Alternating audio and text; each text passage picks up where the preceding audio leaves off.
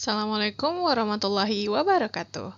Bertemu lagi dalam pembelajaran kelas bahasa Indonesia bersama Ibu Raisya. Kali ini kita masih dalam teks argumentasi, namun dengan subtema struktur teks, jenis teks, dan kalimat fakta dan kalimat opini. Gimana? Sudah siap untuk belajar? Mari kita mulai. Kemarin kita sudah belajar bagaimana mengenai teks argumentasi, baik itu pengertian, ciri, lalu kita mengenal juga ide pokok yang terdapat dalam teks argumentasi. Lalu sebenarnya bagaimana sih struktur teks argumentasi itu? Paragraf apa saja yang membangun teks argumentasi? Apakah Ananda tahu? Ada 3 struktur teks argumentasi yang perlu kita ketahui. Yang pertama ada pendahuluan, setelah itu ada badan argumen, dan yang ketiga itu adalah kesimpulan. Kita akan bahas satu persatu. Pada bagian pendahuluan ini, bertujuan untuk menarik perhatian, memusatkan perhatian, dan menunjukkan alasan topik tertentu perlu ditulis. Jadi di sini kita mengungkapkan isu-isu terkini, kenapa isu itu perlu dibahas, atau kenapa isu itu perlu diluruskan. Dan jangan lupa isu itu yang menarik perhatian sehingga orang-orang tertarik untuk membaca teks tersebut. Yang kedua, setelah kita membuat pendahuluan, selanjutnya kita lanjutkan dengan badan argumen. Bagian ini bertujuan untuk membuktikan kebenaran berdasarkan tesis atau pernyataan yang disampaikan. Kebenaran yang disampaikan harus dapat dianalisis, disusun, dan disajikan dengan melakukan observasi, eksperimen, dan menunjukkan fakta yang ada. Jadi, setelah kita membuat pendahuluan, tibalah saatnya kita membuat badan argumen. Nah, di sini kita memaparkan fakta-fakta yang tentunya mendukung pendahuluan sebelumnya. Dan jangan lupa, fakta tersebut merupakan kebenaran ya. Fakta memang kebenaran. Dan kita tunjang dengan pendapat yang sesuai dengan fakta tersebut. Jangan lupa, harus yang bisa dianalisis, eksperimen, dan intinya sesuai dengan kebenaran dan fakta yang ada. Dan yang terakhir, setelah kita mengungkapkan argumen-argumen yang sesuai dengan fakta, selanjutnya kita membuat kesimpulan. Nah, pada bagian ini bertujuan untuk membuktikan bahwa kebenaran yang disampaikan kepada pembaca memang dapat diterima sebagai sesuatu yang logis. Jadi di sini kita simpulkan, kita buktikan bahwa kebenaran tersebut dapat diterima akal sehat, dan tentunya jangan lupa tujuan tersirat dari teks argumentasi adalah untuk mengajak atau membuat pembaca merasa berpikir bahwa yang kita buat itu adalah benar, atau berpikir hal yang sama dengan sudut pandang argumentasi yang dipaparkan. Karena memang sekali lagi teks argumentasi ini adalah teks yang objektif. Jadi ketika membuat teks argumentasi juga semuanya harus berdasarkan fakta dan objektif, tidak menyangkut dengan nilai-nilai emosional. Bisa dipahami kah? Nah, itulah tadi struktur teks argumentasi. Jadi ada pendahuluan, ada badan argumen, dan diakhiri dengan kesimpulan. Nah, lalu kita kali ini akan membahas mengenai jenis teks argumentasi. Ada berapa jenis sih teks argumentasi itu? Nah, ada 4 jenis teks argumentasi yang perlu kita ketahui. Yang pertama adalah teks argumentasi rincian. Nah, di sini teksnya berisi mengenai pendapat dan alasan penulis yang disertai dengan beberapa perincian. Jadi di sini banyak perincian ya. Teks argumentasi contoh adalah yang kedua, yaitu berisi mengenai pendapat dan alasan penulis yang disertai dengan beberapa contoh sebagai bukti bahwa pendapat penulis benar dan tidak dapat disangkal lagi oleh pembaca. Jadi kalau argumentasi ini banyak disertai dengan contoh. Yang ketiga itu teks argumentasi sebab akibat. Nah, kalau ini merupakan sebuah teks yang dikembangkan dengan penyampaian sebab-sebab terlebih dahulu dan diakhiri dengan pernyataan akibat dari sebab tersebut. Jadi polanya membeberkan sebab terlebih dahulu baru menjelaskan akibat. Dan selanjutnya ada teks argumentasi akibat sebab. Ini adalah kebalikan dari sebab akibat tadi. Jadi akan membeberkan akibat terlebih dahulu baru menjelaskan sebab ya. Bisa dipahami mengenai jenis teks argumentasi? Nah, sekarang kita masuk ke bagian paling penting nih dalam teks argumentasi.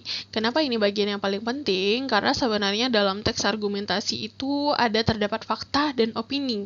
Jadi kita membeberkan fakta, lalu menguatkan fakta tersebut dengan opini kita. Ya. Nah, sebelumnya apakah Anda tahu apa itu kalimat fakta dan kalimat opini? Yap, benar sekali. Kalimat fakta itu adalah kalimat yang berkenaan dengan peristiwa atau hal yang bersifat nyata dan telah atau sedang terjadi, serta ini kuncinya adalah dapat dibuktikan kebenarannya. Jadi kita bisa membuktikan kebenaran dari si kalimat fakta ini. Sedangkan kalimat opini adalah kalimat yang di dalamnya mengandung pendapat, pandangan, dan anggapan seseorang dan tentunya belum terbukti kebenarannya. Kita akan bahas perbedaan kalimat fakta dan kalimat opini. Kalimat fakta itu pertama pasti bisa dapat dibuktikan kebenarannya, jika kita cek bisa dibuktikan kebenarannya. Kedua, biasanya dia memiliki data yang akurat, baik waktu, tanggal, atau tempat peristiwa. Selanjutnya dikumpulkan dari narasumber yang terpercaya, jadi bisa divalidasi ya narasumbernya. Sekali lagi bersifat objektif, tidak terpengaruh oleh siapapun, dan biasanya bisa menjawab rumusan dari pertanyaan 5W1H. Apa, kenapa, kapan, di mana, mengapa, seperti itu ya. Mengapa kejadian yang menyatakan kejadian yang sedang atau telah pernah terjadi. Nah, ini supaya bisa dibuktikan kebenarannya.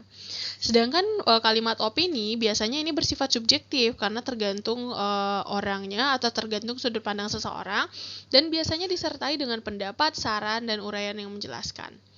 Selanjutnya berisi pendapat tentang peristiwa yang telah terjadi, juga lalu menunjukkan peristiwa yang belum pasti akan terjadi atau terjadinya di kemudian hari sehingga belum pasti apakah terjadi atau tidak, merupakan pikiran atau pendapat seseorang maupun kelompok, informasi yang disampaikan belum ada pembuktiannya, dan biasanya ditandai dengan penggunaan kata-kata bisa jadi, atau sepertinya, atau mungkin, seharusnya, sebaiknya, seperti itu. Nah, untuk lebih jelasnya kita akan bahas contoh dari kalimat fakta dan kalimat opini berikut. Nah, di sini ada hasil panen padi para petani di Kabupaten Ogan Komering Ulu meningkat 3% pada tahun 2013. Nah, ini bisa kita cek ya kebenarannya. Kita bisa lihat apakah benar melihat meningkat 3% pada tahun 2013. Ini bisa karena pertama dilengkapi dengan data yang akurat juga yang bisa dicek kebenarannya. Kedua, banjir menyebabkan 3 anak di Kecamatan Ngawen, Blora hanyut terbawa arus menuju Sungai Lempuyan. Ini juga bisa ya kita cek karena dia disebutkan dengan jelas 3 anak di kecamatan mana, Blora, dan ini bisa kita cek kembali ke sana sehingga bisa kita buktikan kebenarannya. Selanjutnya, Dr. Budiman membuktikan bahwa karang gigi disebabkan oleh sisa kotoran yang menempel di akar gigi. Ini juga bisa dibuktikan karena ini adalah ilmu pengetahuan ya. Buktinya bisa kita lihat dari pelaku kasus-kasus korupsi yang ditangkap oleh KPK daerah. Nah, ini kenapa termasuk fakta? Karena ini dia menyebutkan di mana bukti bisa kita ambil, dan itu fakta. Kemudian, KPK juga sedang menyelidiki kasus alih fungsi hutan menjadi kawasan perkotaan dan pelabuhan. Nah, kenapa ini juga fakta? Karena dia menjelaskan, oh ternyata memang ini yang sedang dilakukan oleh KPK sekarang, seperti itu. Jadi bisa dicek melalui program kerjanya KPK gitu ya. Selain itu, KPK juga melakukan investigasi terhadap beberapa proyek bangunan. Ini juga bisa dicek kebenarannya. Nah, terkait program kerja. Sekarang kita lihat di bagian opini. Jika kenaikan BBM terjadi, maka akan muncul dampak kenaikan bahan pokok lainnya. Nah, ini kenapa ini opini? Nah, meskipun yang sering kali terjadi adalah benar akan memicu bahan pokok lainnya, tapi ini tidak bisa dipastikan. Kadangkala bisa memicu bagian bahan pokok lainnya, kadang tidak gitu ya.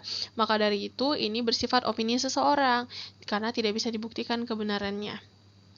Kurikulum Merdeka merupakan terobosan cemerlang dalam dunia pendidikan. Nah, menurut siapa cemerlang? Nah, ada yang memang mengatakan bahwasannya kurikulum Merdeka ini kurikulum yang terobosan yang cemerlang. Mungkin beberapa orang tidak berpendapat demikian. Oleh sebab itu ini kembali lagi ini merupakan opini seseorang. Ia seorang inspirator di dunia pendidikan nasional. Nah, ini kenapa merupakan opini? Karena tidak semua orang berpikir bahwasannya si ia ini adalah seorang inspirator. Bisa jadi ada yang berpendapat biasa aja gitu. Atau ada yang berpendapat dia bisa jadi visioner bukan inspirator atau orang yang bekerja gitu ya. Lalu program-program itu perlu terus dilanjutkan. Nah, ini juga tidak bisa disebut sebagai fakta karena tidak bisa dibuktikan kebenarannya dan tidak semua orang berpendapat bahwa itu perlu dilanjutkan atau tidak. Apabila penelitian tahap akhir ini nantinya berhasil, maka kemungkinan pada awal tahun 2021 vaksin tersebut sudah bisa diproduksi massal. Ini kenapa ya? Dia merupakan opini, padahal ada tahunnya seperti itu ya. Dan vaksin tersebut bisa diproduksi massal karena ada kata kemungkinan di sini. Jadi dia pun ragu-ragu untuk mengatakan hal ini bisa apa tidak. Ya. Uji coba di Indonesia sendiri rencananya akan dimulai pada Agustus mendatang. Ini juga karena ada kata rencananya, jadi belum bisa dipastikan. Vaksin adalah satu-satunya cara paling efektif untuk menghentikan pandemi yang hingga saat ini sudah menginfeksi belasan juta jiwa. Nah, kenapa ini merupakan opini? Karena dia menyebutkan satu-satunya cara paling efektif, padahal tidak satu cara menuju Roma. Seperti itu ya. Bisa dibedakan kan kalimat fakta dan opini?